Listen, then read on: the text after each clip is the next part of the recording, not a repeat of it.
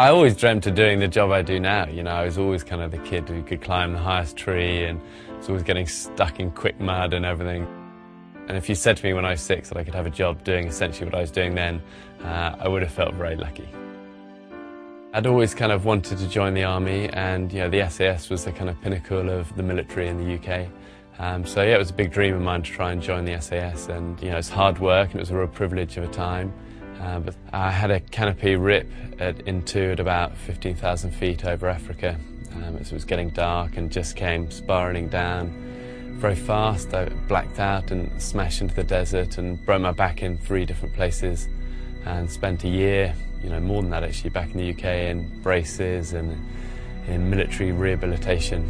So it was a kind of difficult, dark time for me, really trying to sort of struggle to, you know, regain my strength and my confidence. And Everest for me became the whole focus of my recovery.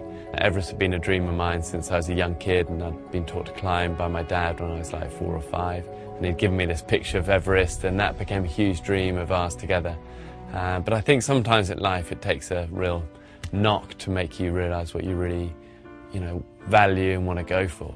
Things that are lasting and really meaningful. And you know, I'm a dad to 3 gorgeous kids, and I've got, you know, Shara, who's such a kind of rock in my life, and actually that's the stuff that is lasting, and that's the stuff I'm most proud of. You know, all the kind of achievement-y side of things is, you know, that's kind of work and it's what I've always done, it's what I've always loved, but that's different. You know, family is kind of, you know, yeah, good and strong and right up there for me.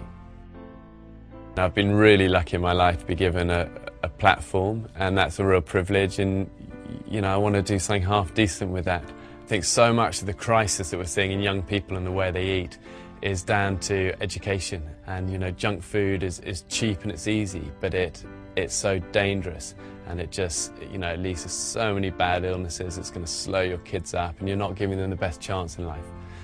So I'm really trying to drive this message that we've got responsibility as parents to encourage our kids and inspire our kids to eat better, eat more fruit, eat more veg, and Juice Plus can be a big part of that, of helping that lifestyle become easy for them. You've got to be really careful about what you endorse, and I get asked to do lots of things, and I spend a lot of time saying no, but I support Juice Plus, A, because I've used it since I was a teenager, and I've taken it for years on all sorts of adventures. It's one of the things I always kind of throw in the cameraman's kind of backpack.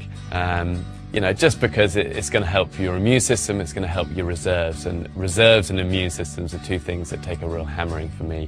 And also, so much of the research we all read about is that your body can't absorb a lot of synthetic multivitamins that we, you know, see, and it's such a huge industry, and the research keeps telling us that our body can only really absorb things in a natural format. You know, raw fruits and raw vegetables are the best thing for us.